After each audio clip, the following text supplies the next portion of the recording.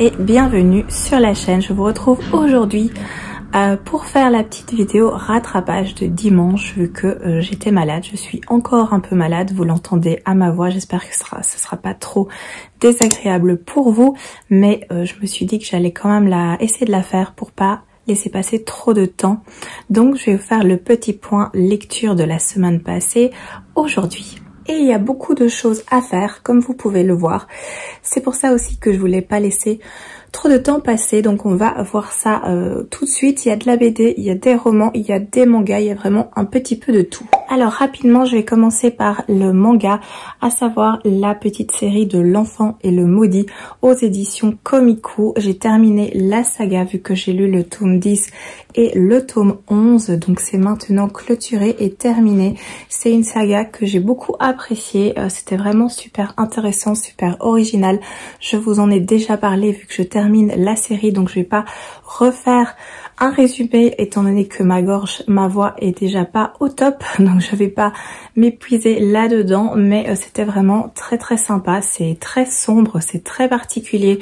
Au niveau des dessins aussi, on est sur ce genre d'ambiance et d'atmosphère, donc c'est très noir, c'est très particulier, mais moi j'ai vraiment beaucoup apprécié l'univers et les personnages. Donc on en suit deux principalement, à savoir le professeur et cette petite fille, et c'est une histoire de malédiction. Il y a plein de choses, c'est super intéressant, donc je peux vous le recommander.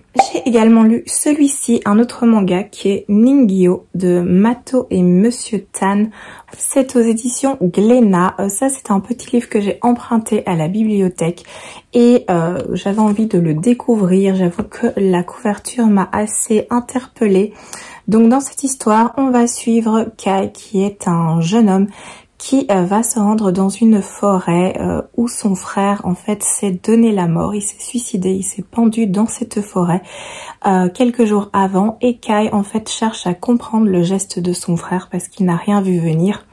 Et du coup, il va se rendre dans cette forêt pour essayer de comprendre ce qui s'est passé. Et cette forêt est particulière étant donné qu'elle s'appelle la forêt des suicidés. Apparemment, c'est un lieu où beaucoup de personnes vont pour se donner la mort. Donc, il y a toute une aura assez mystérieuse qui tourne autour de cette forêt. Et il va faire une étrange rencontre dans cette forêt spéciale étant donné qu'il va rencontrer une sirène. Ça c'est pour le petit résumé, je vais pas m'étendre davantage. C'est un livre qui est très court, on est sur des dessins très jolis. Je vais essayer de vous trouver quelque chose qui vous dévoile pas toutes les informations non plus, donc voilà. On est sur ce genre de dessin, j'ai apprécié le style et le trait. Alors c'est un petit one shot, donc ça c'est assez appréciable aussi. C'est une histoire et puis c'est fini. C'est un univers assez original étant donné que il va y avoir les créatures fantastiques, hein, vu qu'on va parler de sirènes. Il y a une part de magie, c'est assez étrange, c'est assez spécial également. Alors ça va parler de sujets évidemment difficiles, hein, vu que je vous en ai déjà parlé quand j'ai fait le résumé. Ça va parler de suicide, ça va parler de mort, ça va parler de deuil. Ça va aussi parler de famille et de peur, d'angoisse. Mais il y a aussi d'autres thématiques qui sont plus réjouissantes, étant donné que ça va parler d'espoir, d'amour et aussi de lumière. Donc il y a la part d'ombre, mais il y a aussi la part de lumière. Donc c'est une thématique, ce sont des thématiques intéressantes et c'était amené d'une façon originale. Le mélange est assez bien fait. J'ai apprécié le style, même si j'ai trouvé que par moments ça allait un petit peu trop vite. Peut-être qu'un one shot, bizarrement, c'était un petit peu trop court. Peut-être que 2 tomes auraient été bien pour davantage exploiter les choses et pas aller trop vite dans le fil de l'histoire. Mais sinon, j'ai apprécié ce petit livre, ce petit manga qui était sympathique en tout cas, et c'était un agréable moment de lecture. Alors, je vais passer maintenant à celui-ci qui est colossal. Le premier tome, c'est aux éditions Jungle et c'est fait par Rutil et Diane Truc. Alors ça, c'est un roman graphique que je vois de temps en temps et j'en entends toujours plein de bonnes choses. Et là, je suis tombée sur le premier tome à la bibliothèque. À nouveau, c'est un des emprunts bibliothèque que j'ai fait. Et du coup, j'ai voulu un peu découvrir de quoi ça parlait. Et c'était une chouette découverte. Donc dans cette histoire, on va suivre Jade, qui appartient à une famille aristocratique, mais une famille aristocratique qui est endettée. Donc qui se retrouve au final avec très peu d'argent. Et elle est complètement coincée entre les attentes de ses parents qui souhaitent du coup qu'elle fasse un mariage. Donc elle trouve un prétendant idéal, riche évidemment, afin de sauver la famille de la chute et de la ruine. Donc il y a énormément de pression sur les épaules de Jade, et Jade en plus elle est absolument pas intéressée par faire un mariage, par se trouver un prétendant. Elle, ce qui l'intéresse, c'est le sport et principalement la musculation. Donc c'est une passion assez originale qui dénote un petit peu dans ce milieu aristocratique bourgeois assez coincé. Et évidemment, c'est une passion qu'elle doit cacher le plus possible parce que c'est assez mal vu. Donc ça, c'est pour le petit résumé et j'ai beaucoup apprécié. C'était très sympa. Alors au niveau des dessins, on est sur ce genre de planche. Je crois que c'est tiré d'un webtoon si j'avais bien compris le truc. Donc c'est amené comme ça. C'est très dynamique, c'est très sympa à lire. J'ai beaucoup apprécié découvrir ce petit livre. Après, les dessins sont pas fous non plus, ça reste assez simple. C'est pas super travaillé, mais ça marche vraiment très bien. En tout cas, moi, j'ai passé un très chouette moment avec cette histoire, bien plus que je le pensais. Donc, je pense que je vais aller voir s'il n'y a pas la suite à la bibliothèque parce que j'ai vraiment apprécié. Il y a beaucoup d'humour, ça casse plein de codes. C'est très original, c'est bien amené. En fait, c'est très frais et c'est vraiment amusant. Donc, j'ai passé un très chouette moment. Je trouve ça super intéressant comme petite lecture. Il y a beaucoup de thématiques qui sont abordées. Donc oui, ça va parler du sport, de la musculation, bien entendu. Ça va aussi parler de la famille, ça va parler des conventions, ça va parler de la pression aussi qu'on met sur les épaules de ces enfants dans certaines situations, dans certains milieux. Ça va parler aussi d'amitié, ça va parler de société, ça va parler de féminisme également. Donc il y a vraiment pas mal de thématiques qui sont abordées et je trouve que c'était vraiment très bien fait avec beaucoup d'humour. Donc franchement une très chouette lecture que je peux vous recommander. Alors toujours dans les graphiques, j'en ai lu beaucoup cette semaine, enfin la semaine passée maintenant, c'est L'écuyer et son chevalier, le premier tome de Scott Chandler.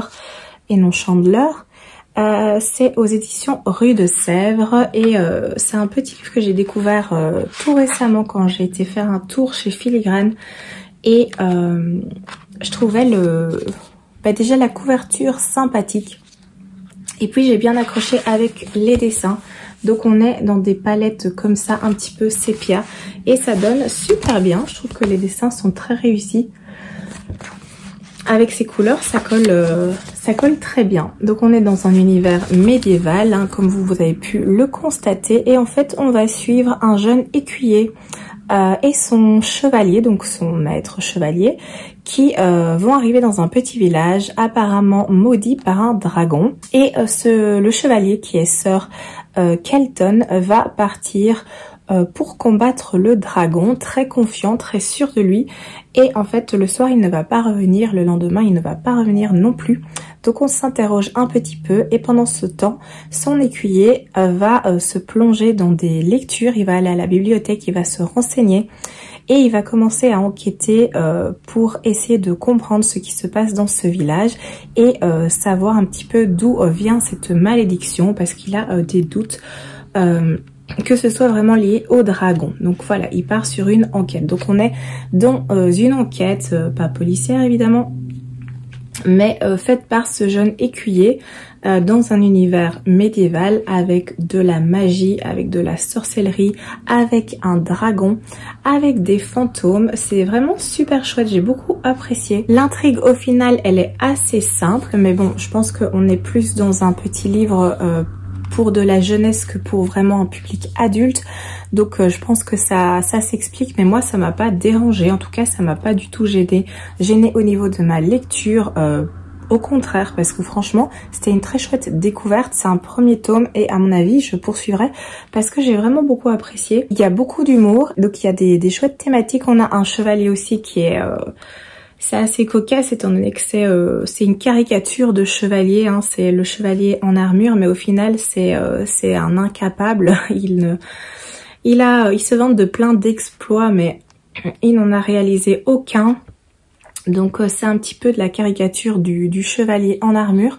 Donc c'était vraiment super sympathique et je pense que ça pourrait plaire à un public jeune et un public plus adulte, si on peut encore avoir ce regard moins attaché aux petits détails et à la critique. Je pense qu'on peut tout à fait passer un très très chouette moment avec celui-ci. Alors, toujours dans les graphiques, j'ai pris ceci, j'ai lu De Cap et de mots de Fleur Vesco et Keras Coët aux éditions d'Argo.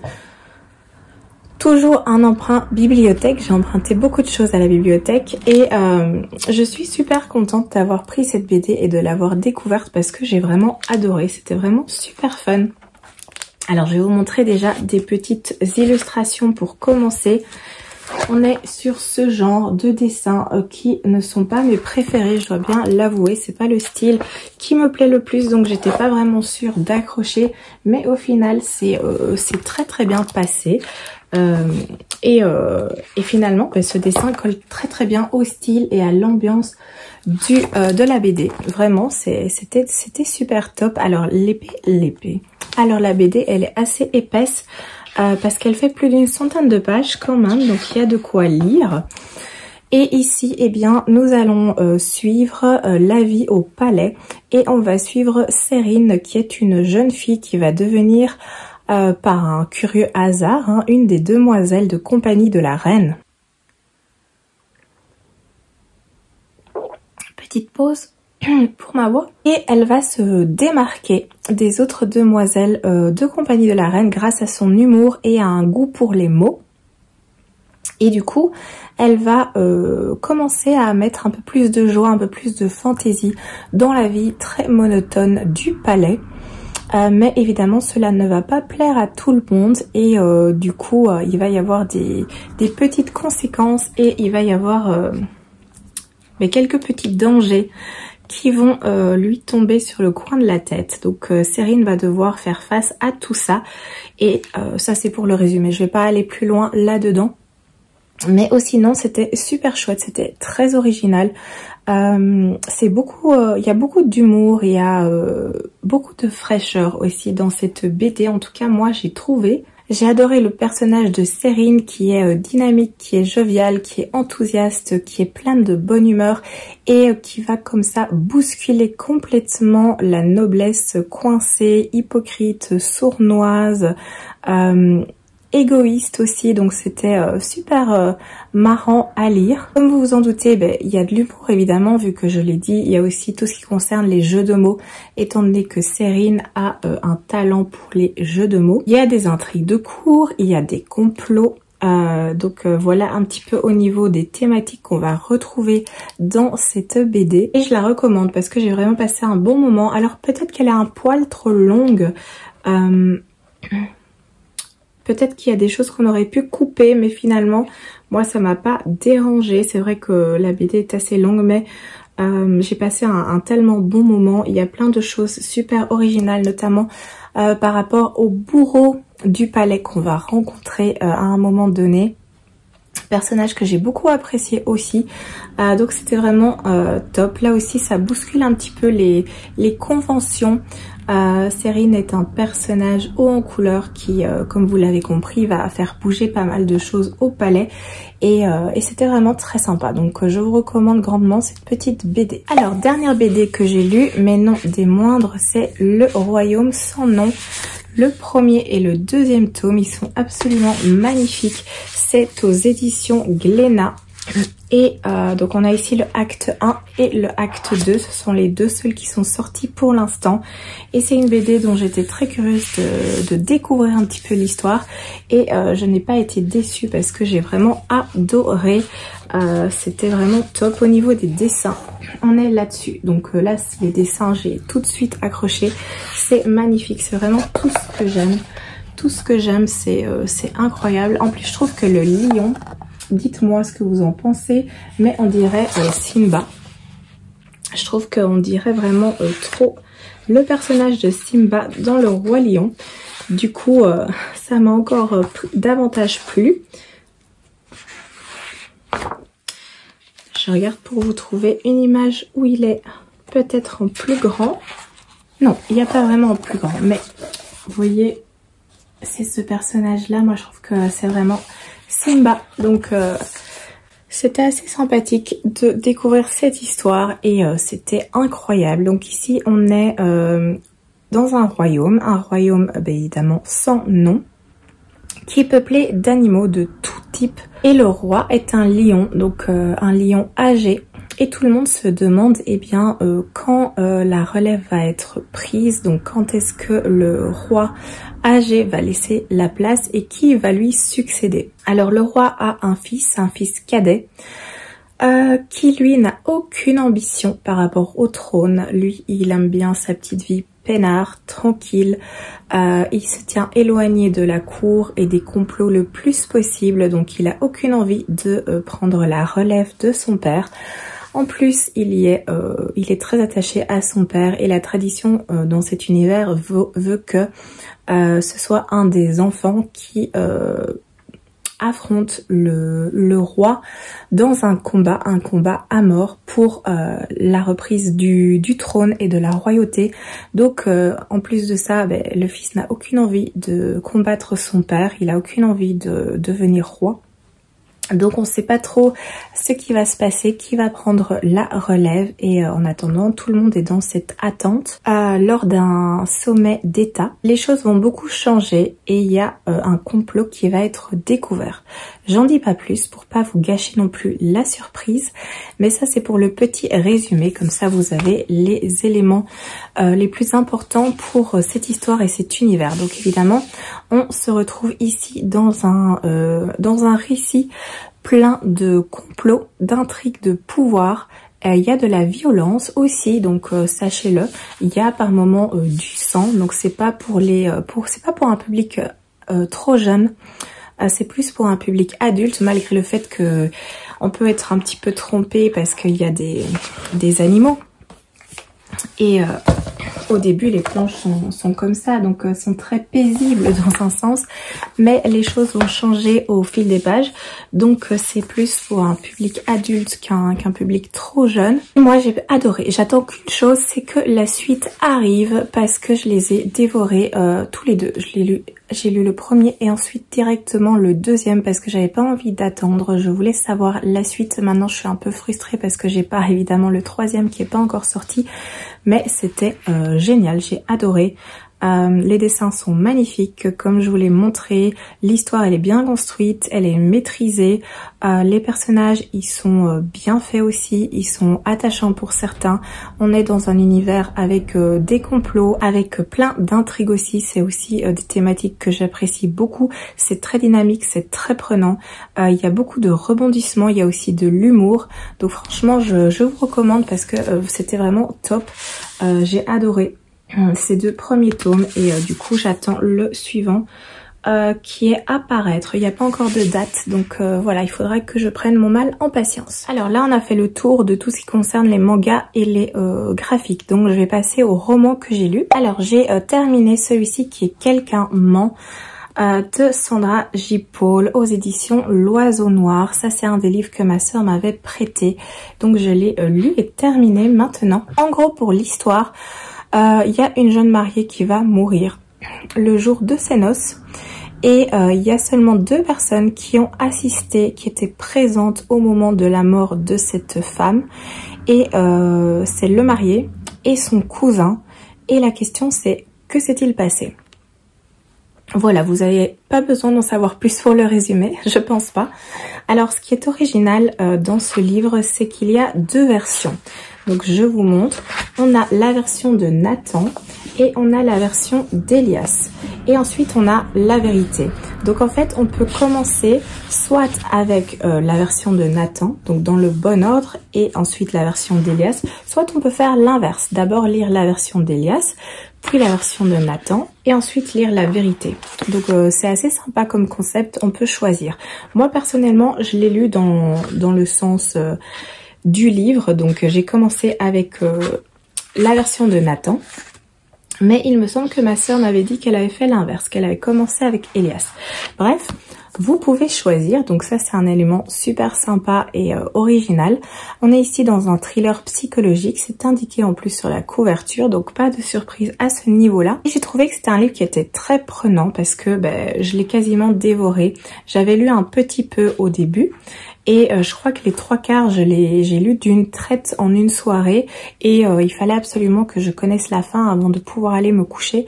Donc c'était vraiment très prenant et addictif à ce niveau-là. Il n'y a rien à dire, les faits sont là. J'ai voulu absolument le terminer, donc très addictif. Alors j'ai bien apprécié l'aspect psychologique parce que je trouve que c'était très bien fait, très bien amené. Ça nous met des doutes et du coup c'est un aspect que j'ai bien apprécié, d'être un petit peu dans le flou, de ne pas tout savoir directement, d'avoir des petits éléments comme ça d'informations qui arrivent au compte-gouttes.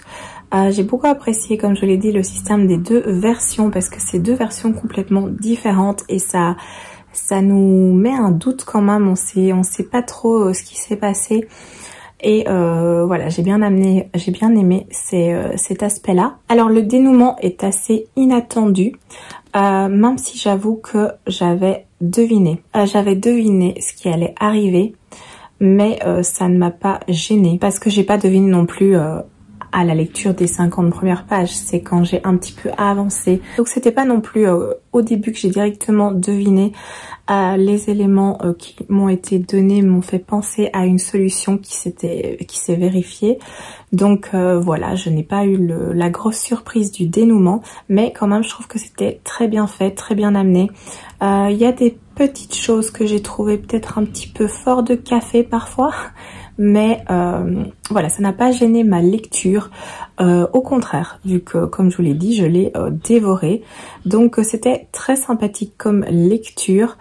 J'ai bien apprécié. Alors j'ai également lu un petit livre jeunesse qui est Le Club de l'ours polaire, le premier tome, Stella et les mondes gelés de Alex Bell. On est aux éditions Gallimard jeunesse. C'est le premier tome d'une trilogie, aussi un emprunt à la bibliothèque que j'avais envie de découvrir depuis un petit moment. Et du coup dans cette histoire, eh bien on va suivre Stella, bien entendu, qui vient d'avoir 12 ans et qui rêve depuis toujours de pouvoir accompagner son père lors d'une de ses expéditions. Et son rêve va pouvoir se réaliser. Il accepte de l'emmener dans la prochaine expédition qui va se passer bien dans le Grand Nord, on s'en doute. Et du coup, eh bien, Stella va pouvoir intégrer le club de l'ours polaire, qui est un club très select, et partir en expédition. Mais il y a une catastrophe qui va se produire et l'expédition va se révéler pleine de dangers finalement. Ça c'est pour le petit résumé. Je vais pas trop vous en dire. Peut-être vous signaler que lors de cette expédition, ils vont être séparés. Donc Stella va se retrouver avec d'autres compagnons, des compagnons divers et variés. À savoir qu'il y a un personnage qui a des pouvoirs de guérison. Il y a un des personnages qui, on peut dire, est un magicien très arrogant, très hautain, très imbu de lui-même, avec lequel ça passe pas vraiment au début avec Stella. Et alors il y a un autre jeune homme qui lui a une affinité avec les loups, qui peut leur parler, qui a un lien très spécial avec les loups. Donc Stella se retrouve avec ces 3 garçons et ils sont complètement séparés du groupe d'adultes et ils vont partir en expédition de leur côté. Voilà, comme ça vous avez un petit peu plus d'informations, mais pas trop non plus. Du coup, c'est un roman jeunesse qui est plein d'aventures. Ça se passe dans le froid du Grand Nord, évidemment. J'ai bien apprécié dans son ensemble. J'ai trouvé que les personnages étaient attachants. Le personnage de Stella, mais aussi les personnages qui l'accompagnent. Le personnage de son père aussi, que j'ai beaucoup apprécié. Alors la lecture est très fluide, elle est très rapide. Hein. Je l'ai lu extrêmement vite. C'est la lecture jeunesse, hein, donc vous voyez, la police est déjà assez grande. On a aussi des pages avec des très belles illustrations en noir et blanc. Je trouve que ça apporte vraiment un plus pour mieux s'immerger dans l'univers, même si c'est bien décrit, c'est bien détaillé, on n'est pas perdu. Alors c'est un roman plein d'aventures, hein, les aventures s'enchaînent les unes à la suite de l'autre, à un rythme assez rapide, on fonce, c'est fluide. Après c'est normal, c'est de la jeunesse. Pour ma part j'aurais aimé un peu plus de développement sur certaines choses, de passer moins en surface, mais je comprends tout à fait, c'est aussi le principe. Les livres jeunesse sont souvent moins approfondis pour pas perdre les jeunes lecteurs probablement. Donc voilà, ça m'a pas spécialement dérangée. J'ai trouvé qu'il y avait de belles valeurs également, d'amitié, de loyauté, de courage, d'entraide, plein de choses comme ça, de bienveillance et de compréhension des émotions des autres, etc. Donc il y a plein de belles valeurs ici. On est dans un monde où il y a de la magie, étant donné que je vous ai déjà dit que les personnages qui l'accompagnent ont des talents, hein. Il y a un magicien, il y a quelqu'un qui peut guérir, qui a des pouvoirs de guérison, l'autre qui parle avec les loups. Donc on est dans un monde plein de magie et de pouvoirs magiques, avec des créatures aussi très spéciales. Donc voilà, c'était un chouette moment de lecture. Après ça m'a pas chamboulé non plus. Il y a des livres jeunesse que j'ai davantage apprécié. Ici j'ai passé un bon moment, mais ça n'a pas été incroyable non plus. À voir si je continue. Je pense que la suite est à la bibliothèque. À voir. Je sais pas encore. J'ai bien aimé, mais c'était pas non plus au point de vouloir tout de suite me jeter sur la suite. Donc je vais un petit peu laisser reposer et voir si j'y reviens ou non. Alors j'ai également lu L'Engrange-Temps, le premier tome qui est écrit par Neil Pfeffer aux éditions Hachette. Je l'ai en version reliée, il est vraiment très beau. On a avec sa jaquette, on a un jaspage et à l'intérieur, youp, donc ça c'est la jaquette extérieure. À l'intérieur le livre se présente comme ceci, il y a une magnifique illustration à l'avant et nous avons aussi une très belle illustration à l'arrière. Vous voyez, comme ça. Donc voilà, le livre est magnifique et j'avoue que c'est parce que le tome 2 vient de sortir que je me suis décidée à le sortir de ma palle. Il faisait partie de ma palle du printemps. Donc ça c'est un livre qui sort de ma palle du printemps. Donc de toute façon c'était prévu que je le lise, mais je me suis dit que il fallait que je le sorte, histoire que si j'aime bien, eh bien je puisse me fournir le second tome dans pas trop longtemps. Surtout que comme j'ai commencé la série avec la version reliée, il y a de fortes chances que je prenne aussi la version reliée pour le second tome.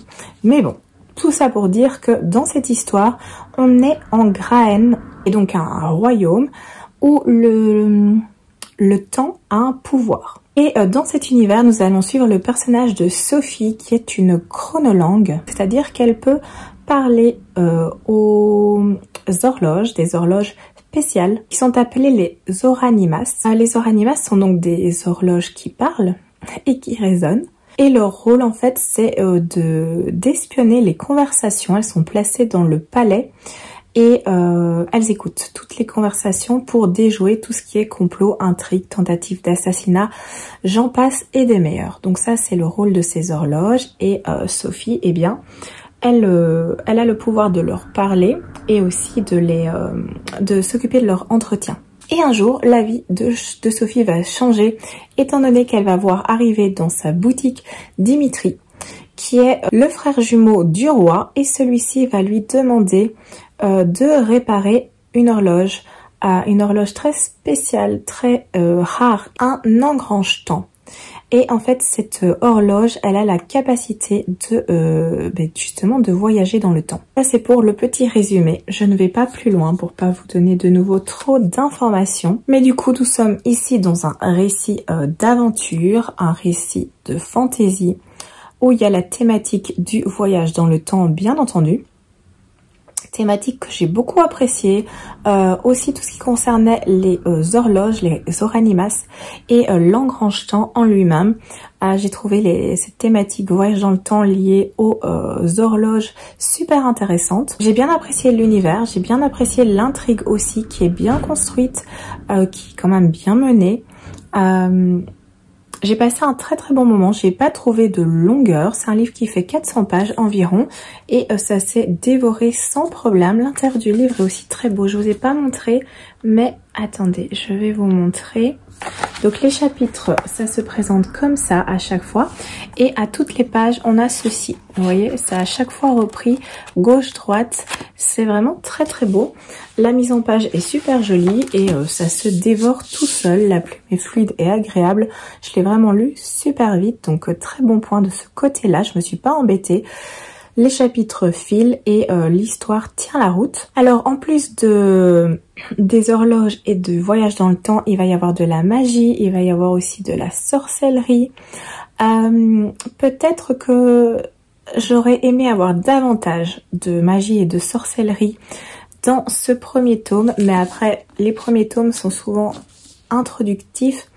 Même si celui-ci je le trouve pas trop introductif, mais peut-être que moi c'est une envie personnelle où j'aurais peut-être apprécié avoir davantage d'éléments concernant la magie et la sorcellerie et du coup les sorcières, parce qu'il est question de ça aussi dans ce petit roman. J'ai beaucoup aimé le personnage de Sophie, qui est un personnage très attachant.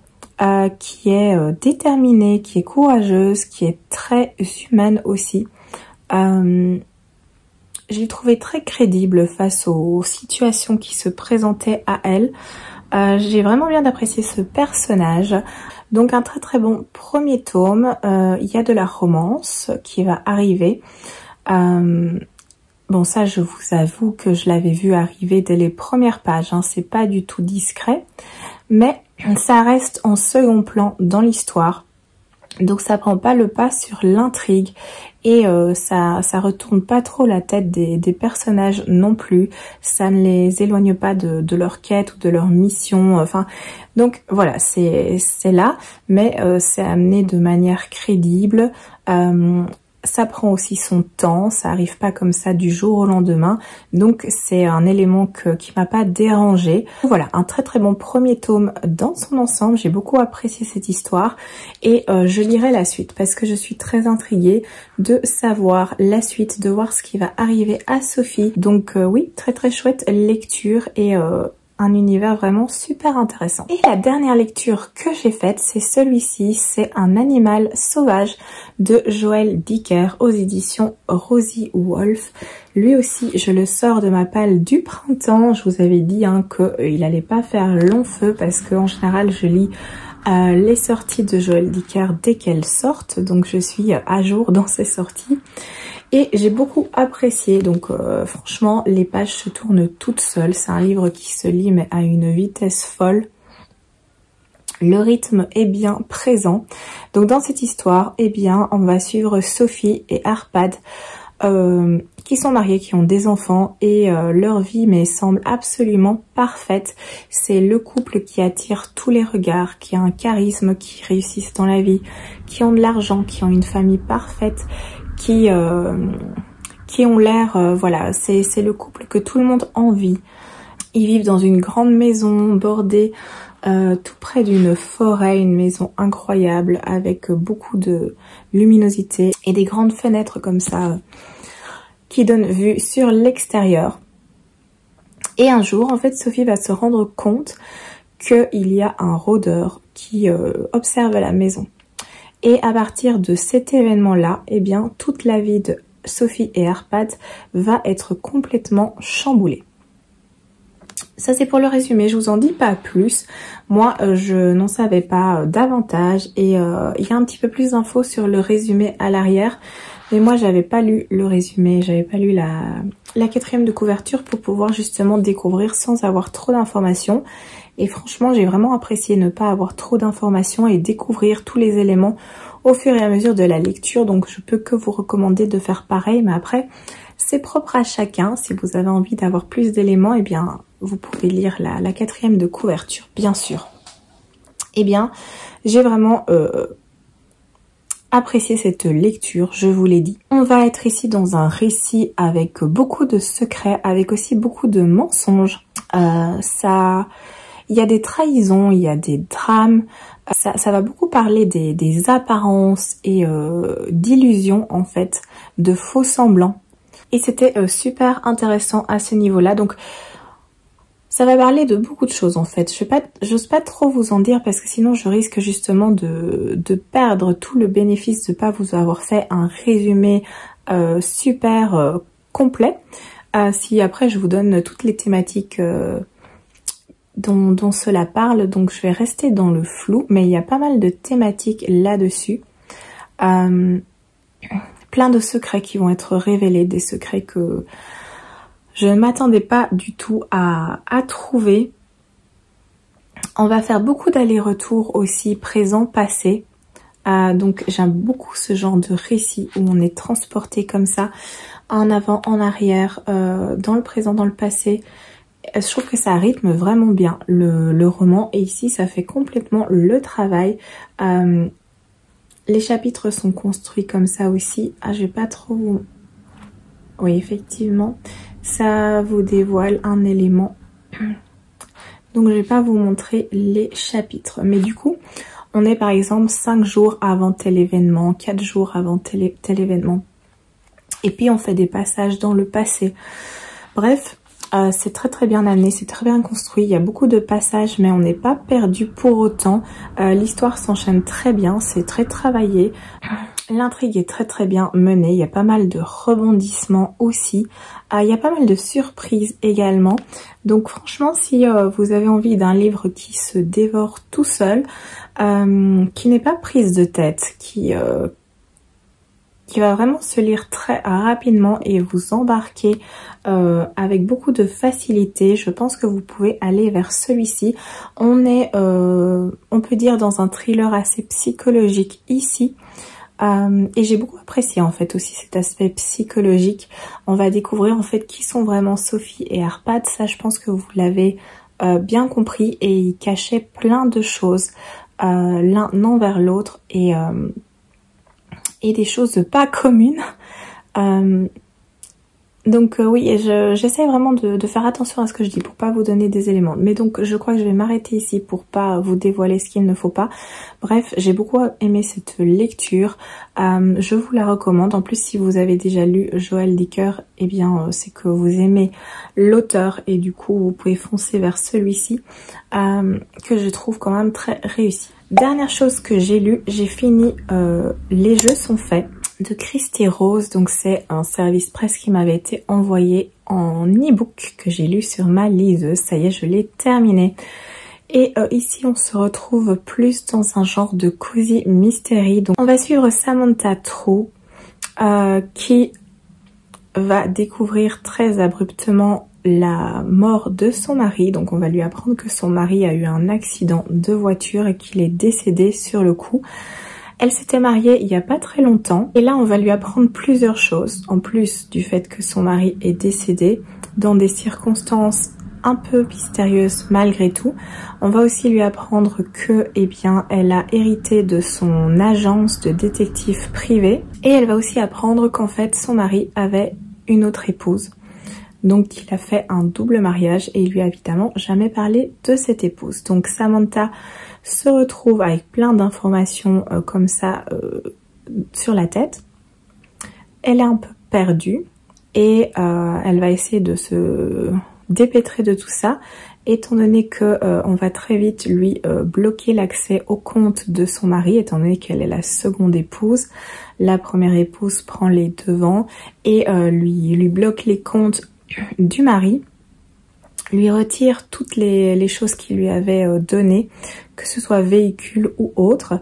Donc elle est un peu perdue par rapport à tout ça. Et il y a cette enquête, enfin cette agence de détective qui lui appartient maintenant. Et eh bien elle va commencer à un petit peu enquêter pour savoir qui était son mari vraiment. Qu'est-ce qu'il faisait dans cette agence de détective, parce qu'il y a des choses étranges qui vont commencer à se passer aussi. Il semble qu'il y ait un personnage louche qui recherche quelque chose et du coup qui s'en prend à Samantha. Donc voilà, il y a toute une part de mystère sur qui était son mari et quelles étaient les affaires qu'il menait, qui était-il réellement. Donc Samantha est en plein doute et elle va commencer à enquêter. Elle va enquêter avec l'aide aussi de sa meilleure amie qui est un soutien pour elle, l'aide de ses parents aussi au final. Et donc on va suivre cette histoire et suivre Samantha. Donc ça c'est pour le petit résumé. Donc ça s'apparente plus à un cosy mystery, hein, vu que c'est Samantha qui mène l'enquête en tant que détective privé. Et c'était sympa à lire, c'est très fluide à lire. Les pages se tournent toutes seules. Enfin ici c'était un e-book, mais c'est le même principe, hein, vous allez me dire. Donc voilà, j'ai mis un peu de temps pour le lire, mais c'est pas par rapport au texte, c'est juste que je mettais la priorité sur d'autres choses. Mais au final, ça se lit extrêmement bien. La plume est fluide, elle est agréable. L'histoire était sympathique. Je dois noter une petite chose qui m'a peut-être un peu dérangé, le mot est un peu fort, c'est que on a l'élément central donc que Samantha fait. Elle enquête sur qui était son mari et qu'est-ce qu'il faisait en fait et pourquoi du coup. Et du coup, est-ce que sa mort est liée à ses affaires? Enfin, tout se floue autour de son mari. Et en même temps, elle va exercer sa profession de détective une fois qu'elle a récupéré l'agence de son mari. Et du coup, là, elle va se lancer elle-même en tant que détective dans des petites enquêtes de voisinage plus cocasses les unes que les autres.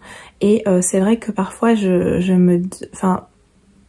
trouvais qu'on passait un petit peu trop de temps peut-être sur ces petites enquêtes anodines que sur l'affaire principale en elle-même. Donc je trouvais que parfois on s'éparpillait un petit peu sur des enquêtes qui n'apportent rien à l'histoire au final et qui n'apportent rien à l'intrigue principale à part des petits moments d'humour. C'est peut-être ça aussi, c'était pour peut-être pour insuffler des petits moments rigolos dans cette histoire. Donc je sais pas trop, voilà, c'est le seul petit élément, je vais dire, où j'ai un doute par rapport à ces passages et l'utilité de ces passages dans l'histoire. Mais voilà, sinon c'était un moment agréable, c'était une sympathique lecture, ça ne deviendra pas mon cosy mystery préféré. Mais voilà, c'était agréable de suivre Samantha, même si j'ai pas été tout le temps d'accord avec ses émotions, parce qu'elle a beaucoup de colère en elle. Je comprends tout à fait qu'elle soit en colère, étant donné que son mari lui a menti sur toute la ligne, hein, et qu'elle se retrouve dans une situation extrêmement compliquée à cause de tout ça. Mais je trouve qu'elle était...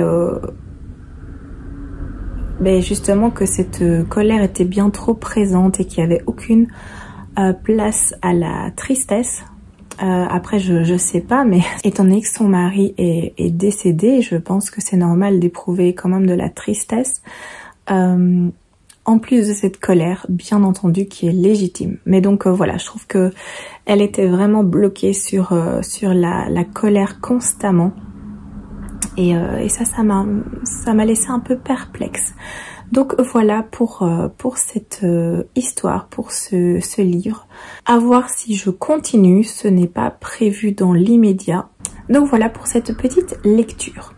Je vais vous faire un point rapide sur les lectures que je suis en train de faire. Alors tout d'abord en audio, j'écoute ceci qui est Rendez-vous avec le danger, les détectives du Yorkshire de Julia Chapman aux éditions La Bête Noire de Robert Laffont. C'est le 5e tome, donc je me régale. J'ai également commencé celui-ci Perdu de Lorraine de Stefano aux éditions Hachette, la collection Disney. J'avais adoré le premier tome qui était Vilaine, où on découvrait l'histoire de Javotte et Anastasie. Ici, c'est l'histoire du capitaine Crochet, comme vous pouvez le voir. J'ai lu plus d'un tiers et ça se lit super bien.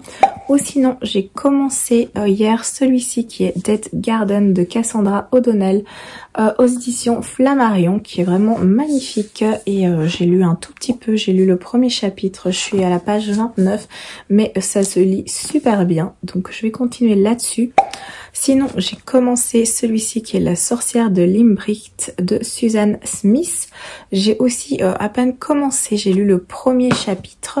Dans ceux où je suis un peu plus avancée, il y a celui-ci, Les Noces de la Renarde de Florian Soulas aux éditions Scrinéo, qui est un emprunt bibliothèque. J'ai lu les 4 premiers chapitres, donc je suis à la page 73. C'est une belle brique, hein, mais c'est assez aéré.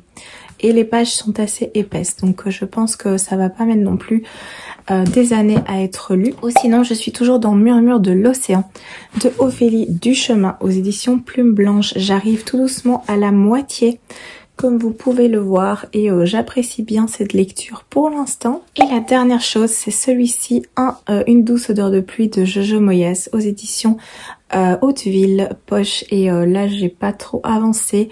J'ai lu ceci, donc je sais pas à quoi ça équivaut. Je suis à la page 75.